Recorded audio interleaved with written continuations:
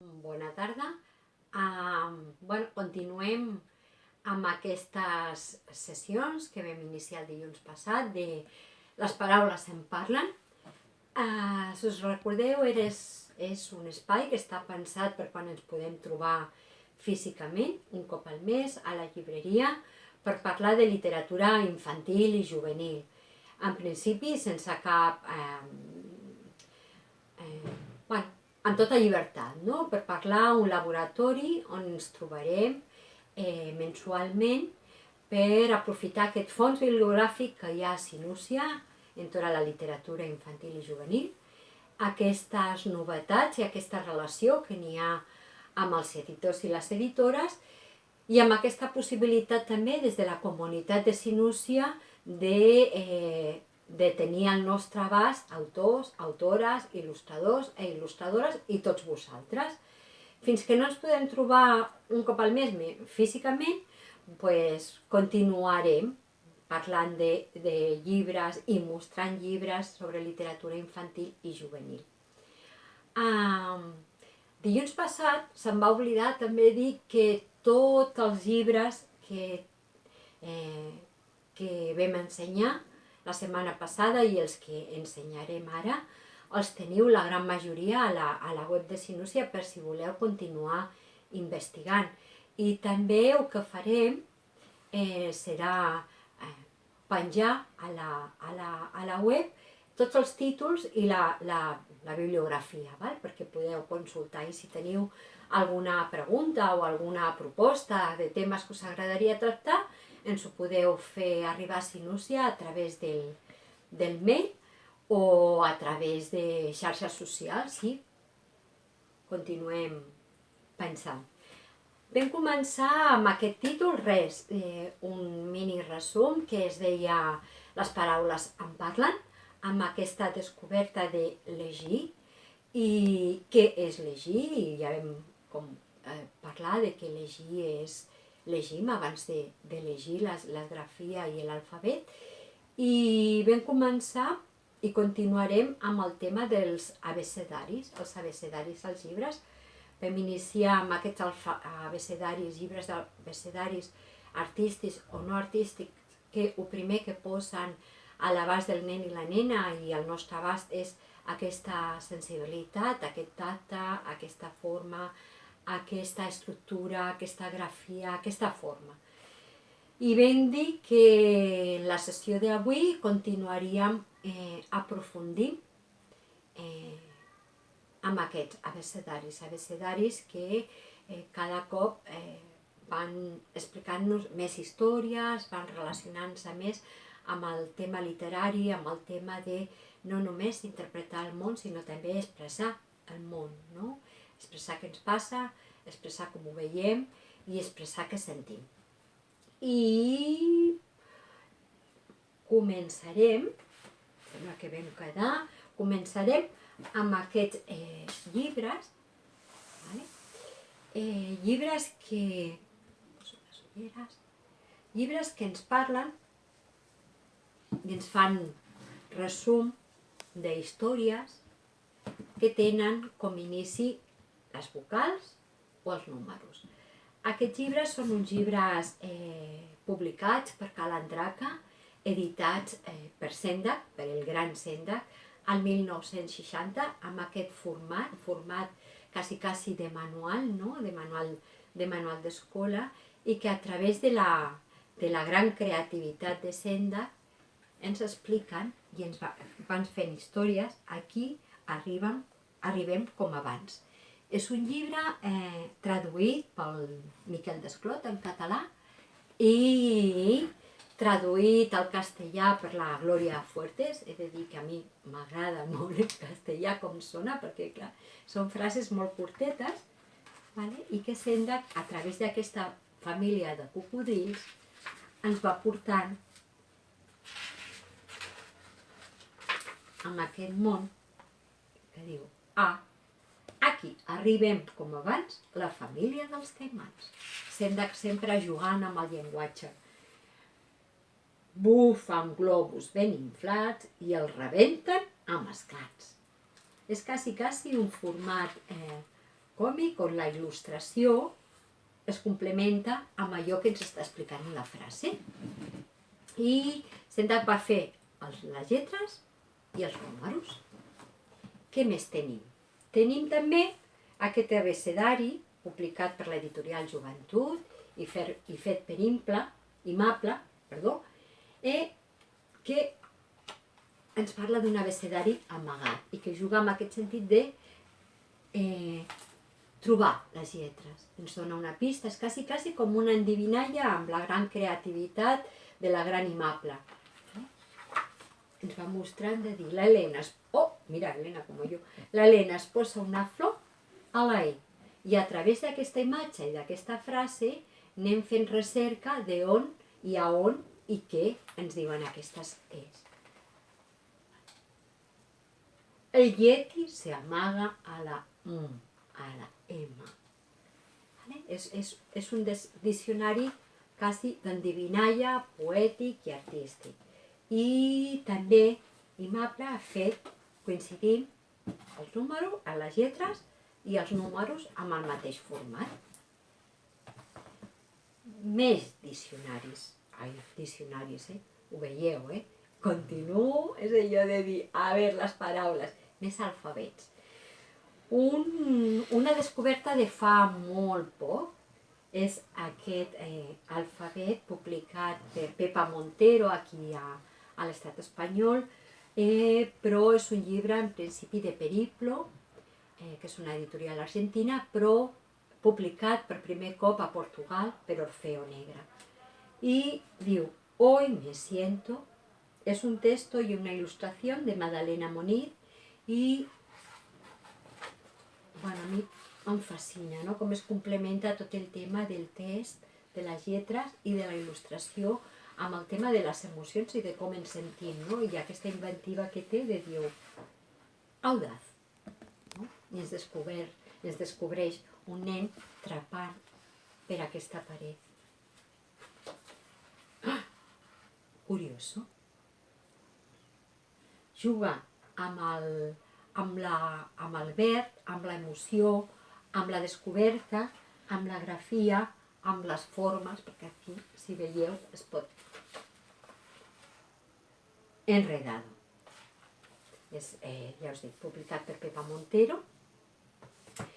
Després, aquest altre ABC Circo, aquest és un llibre veneçolà. És un llibre veneçolà que agossarat, diguem, no és una il·lustració a l'uso, sinó que va jugant amb aquestes sobre el circ, i dintre del circ tenim aquesta descripció dels personatges contorsionistes casados. O sigui, que va jugant amb paraules que podrien, com no, que ens despisten una mica, no? Ens fan pensar. Després, un altre llibre que tenim aquí és Abecedario, abrir, bailar, comer y otras palabras importantes. Fue premio Bologna en el 1915, está publicado aquí por Bruño y está escrito por Ruth Kaufman, Raquel Franco, e ilustrado por Diego Blanc. I aquest juga amb les paraules, les lletres i les accions quotidianes. Ens descriu la grafia de les diferents lletres, M, L, i ens va animant a llegir i a interpretar les diferents accions de la vida quotidiana. ¿Qué más? Vale. Guardarem aquí el senda. Fa molt poquet, crec que va ser al desembre, l'editorial Tralarí, és una editorial de Valladolid, que publica i fa llibres en un format molt diferent, molt divers, en el que el llibre jugues amb el llibre i les seves formes, i l'última publicació va ser aquesta carpeta que és El secreto de las vocales. Quan tu l'obres, Hi ha 5 llibrets, cadascú dedicat a una de les vocals, A, E, I, O, U, i quan l'obrim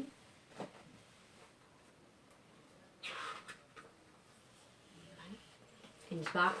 És com si cada lletra fos un personatge que ens va explicant diferents coses que li van passant. La A, majúscula i minúscula, la A relacionada amb aquesta forma i les accions de la seva forma. Hi ha poemes, hi ha històries, hi ha jocs de paraules, hi ha llibres a dins del llibre. Ens pot recordar també les construccions de Bruno Munari, amb aquesta qüestió de llibre grapat, de format petit, de quadern, i que dins del llibre hi ha un altre llibre. I dintre del llibre que hi ha a dins del llibre n'hi ha aquesta. És un lujazo de publicació i tenim aquests llibres. Què més? Pues...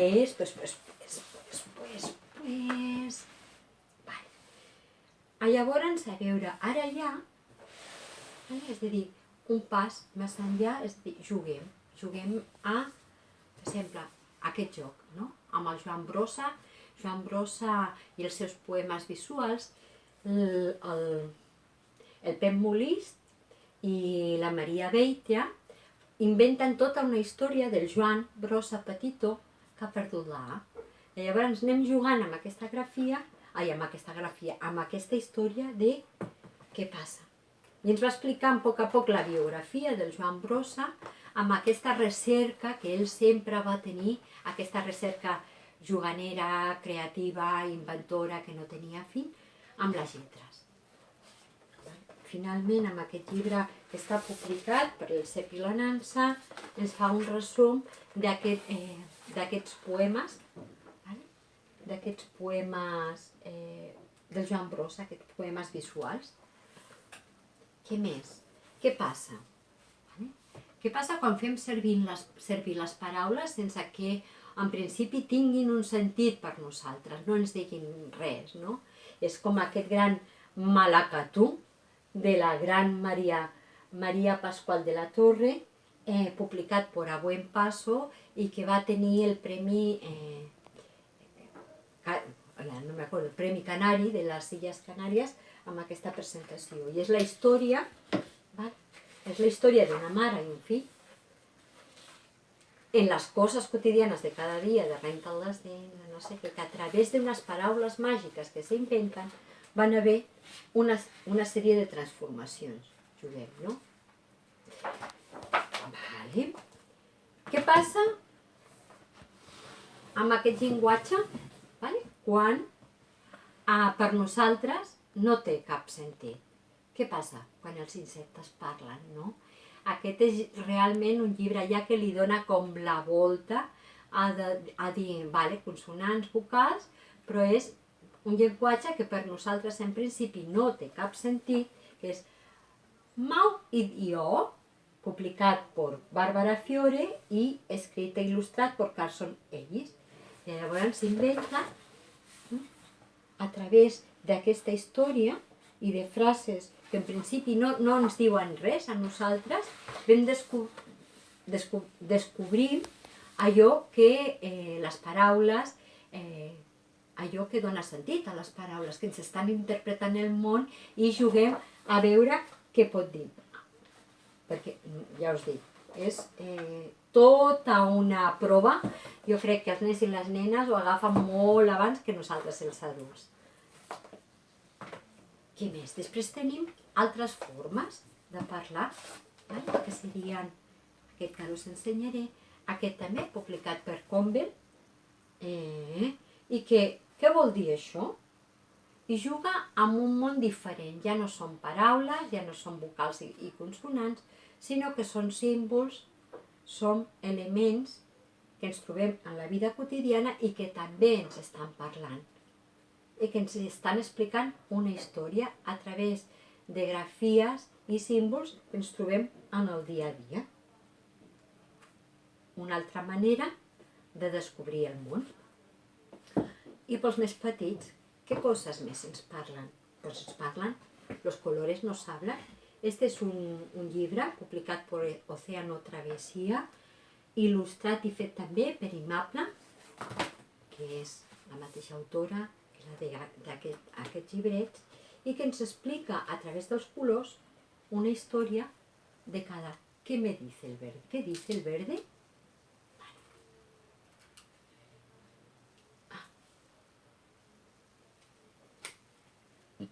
Hola, hola, hola. Croa la rana. És una descoberta que va fent a través de tots els colors bàsics. També ens parlen les imatges i ens expliquen història, les imatges i les fotos, sense cap tipus de grafia. Aquest llibre és tot un mundo de Naya, està descatalogat, està publicat a França, però aquí ara mateix no es troba, no? Però és totalment un llibre també que a través de la quotidianitat i de les imatges ens va explicant tota una història. Aquest també, de la Yela Mari. Yela Mari és una coetània de Bruno Munari i també a través d'aquesta manera d'adreçar-se en principi a nens i nenes que tenien algun problema de comunicació i que no podien accedir a un llenguatge comú, explicar històries, no? I a través d'aquestes històries visuals, com ens va explicant una història que té un començament, un final i torna a començar. I a veure què més us volia ensenyar. Vale. I després és, com per concloure aquestes sessions, el Sergio Ruffier és un autor italià, és un autor que té moltes coses publicades, va començar a publicar a Buen Paso, amb aquesta història. Sempre són uns personatges molt semblants, els ratolins, l'entorn proper però alhora oníric i somiat, ens va jugant amb el llenguatge. I ara, publicat per aquesta editorial, que és molt nova, Liliana Editorial, aquest llibre es diu Quin llibre més ximple? I és tota una descoberta de com comencem a llegir. Ja les contraportades del llibre diuen: vet aquí un dia una manera de Jean va un geta va a tre un llibre a esmuciar-se va agafar arbre i comença així, i tu dius, ja ens està parlant des de la primera pàgina. I un llibre. Només té paraules aquest llibre. Ens diu, i on estan els dibuixos? Que és el que passa quan comencem a llegir. Els dibuixos, la il·lustració acompanya. I diu, quin llibre més ximple. I aquest aneguet es va trobant amb diferents personatges i diu, què és això? És un llibre sense dibuixos, li diu a l'Anna. Que disbarat, pots llegir-lo? Ara es comença aquesta gran aventura de llegir, que ell passa per aquesta passarel·la i diu, no estic segur. Les paraules són molt difícils i amb aquest món oníric el Sergio es representa, quan comencem a llegir o llegim un altre idioma o sentim un altre idioma, n'hi ha coses i paraules i accions que són com claríssimes, no? Però n'hi ha d'altres que són estranyíssimes. Què sé jo què ens vol dir? És un llibre meravellós. És un llibre que ens està parlant d'una forma no teòrica, vivencial, emocional i onírica d'aquest procés de que les paraules ens parlin, fins que arribem al final del llibre i podem llegir la història. Hem fet aquesta gran aventura de llegir. I donem per acabat ja aquesta segona sessió de les paraules en parlen i a veure el mes de juny què podem fer, si ens podem trobar físicament i adeu.